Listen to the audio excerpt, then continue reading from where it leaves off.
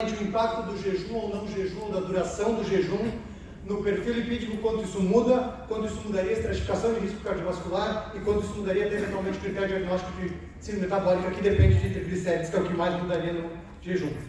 Então, o que a gente tem é que as nossas diretrizes habituais para rastreamento cardiovascular e para avaliação de perfil lipídico recomendam que a dosagem de colesterol e triglicérides seja feita de 8 a 12 horas de jejum. Essa é a rotina que a gente sempre teve acostumado.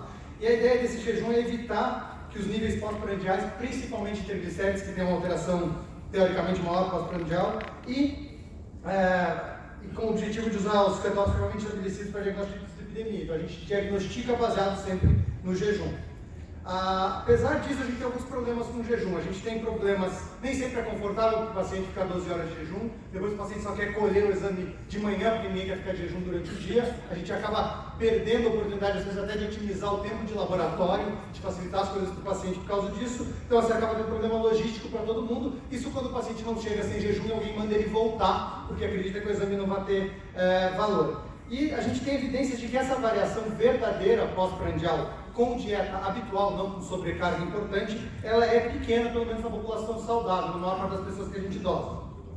No entanto, isso não tem tanto embasamento na literatura, ou pelo menos quando a gente fez tinha muito pouco, e algumas coisas mais novas, mais recentes. Então, nesse trabalho que a gente foi ver foi o impacto do jejum autorreferido, já vou explicar porquê, no perfil lipídico e estratificação de risco cardiovascular para diagnóstico, como eu falei, de síndrome metabólica, estratificação de risco e da própria epidemia.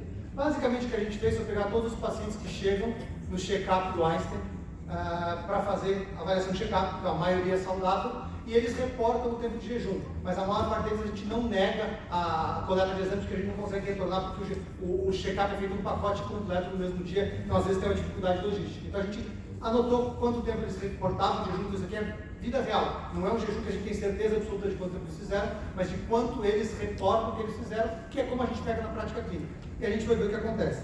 Então o que a gente fez foi pegar de um ano inteiro todos os pacientes de idade adulta que vieram no check-up, a maioria próximo dos 40 a 50 anos, e a gente dividiu em quem tinha um jejum menor do que as 8 horas recomendadas, o jejum adequado e um jejum acima das 12 horas. Obviamente a gente excluiu quem estava usando hipolipemiantes e quem tinha doença hepática, porque isso pode interferir com os resultados do perfil lipídico. A gente também calculou o risco cardiovascular usando o score de Framingham habitual, que usa essas variáveis já conhecidas, e estratificou em baixo, intermediário e alto risco cardiovascular. A gente também fez o cálculo de critérios do síndrome metabólico, usando os critérios da IDF, usando circunferência abdominal 94 para homem e 80 para mulheres, mas, além da circunferência, 2 dos critérios que estão aqui. O principal que interessa para a gente é que talvez o triglicérides possa mudar e mudar esse diagnóstico.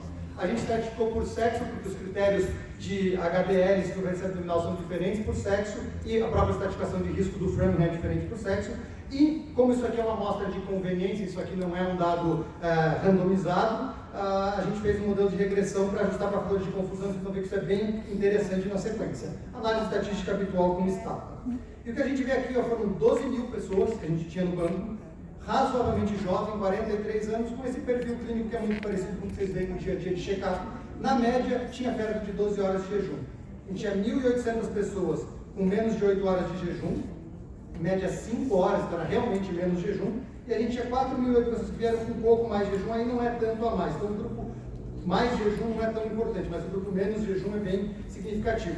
O que é interessante é que eles são um pouco mais novos, minimamente menos acima do peso, uma circunferência abdominal discretamente menor, e eles têm incrível ou curiosamente o triglicérides menor e não maior, apesar de estar com menos tempo de jejum. Mas isso provavelmente é explicado por essas variáveis que eu falei de idade e MC um perfil clínico melhor. Então por isso que a parte de ajuste vai ser particularmente importante, como eu falei para vocês. E a gente vê aqui, obviamente, o triglicérido está associado com todos os fatores de risco, o perfil mais negativo, HB glicada, colesterol, etc., tudo que você esperaria, não tem nenhuma surpresa. Mas o que é interessante é que depois que a gente fez, como eu falei para vocês, tinha um aumento dos triglicérides, quanto maior jejum. Então, mais jejum, mais triglicérides, mas isso era explicado essencialmente por idade, sexo, circunferência da cintura. Depois que a gente ajustou para isso, foi completamente não significativo. Então, o triglicérides, ao longo das faixas de jejum, da duração de jejum, não fez praticamente nenhuma diferença depois dos ajustes para as variáveis de confusão.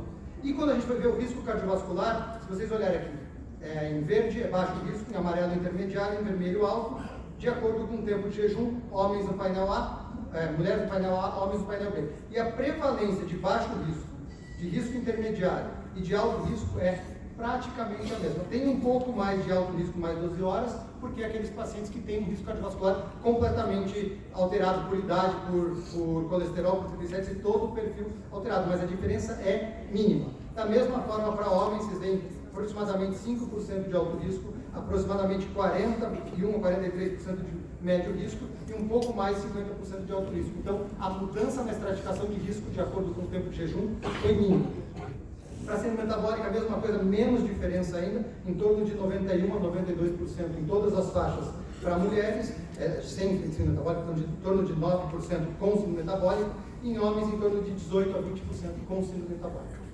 Então, a gente concluiu que o tempo de jejum não teve impacto importante no perfil lipídico, praticamente nenhuma mudança na estratificação de risco cardiovascular baseado no Framingham, praticamente nenhuma mudança na prevalência de síndrome metabólica, e que esses dados de vida real têm suporte à ideia de que não é necessário jejum, pelo menos de rotina, para avaliação do perfil lipídico em serviços de prevenção primária. E além da conclusão, eu só queria deixar uma mensagem que eu acho que não só corrobora o nosso dado, mas é a recomendação mais recente de literatura. Enquanto a gente estava fazendo esse trabalho, até ele ter sido publicado, o tempo de ficar em press mesmo, saiu um documento da Sociedade Europeia de Cardiologia que fala que o jejum não é recomendado ou necessário de rotina para uma dosagem de perfil lipídico. Isso aqui é uma parceria da Sociedade Europeia com o pessoal de Química Clínica. Então, o pessoal da parte de biodosagem, da parte laboratorial, dando o mesmo embasamento que a gente mostrou. Eles sugerem no dado deles, que é mais laboratorial do que clínico, que se você trabalhar com não jejum, o corte deveria ser um pouco diferente, deveria aceitar valores um pouco mais altos, aqui de 175 de triglicéridos ao invés de 150,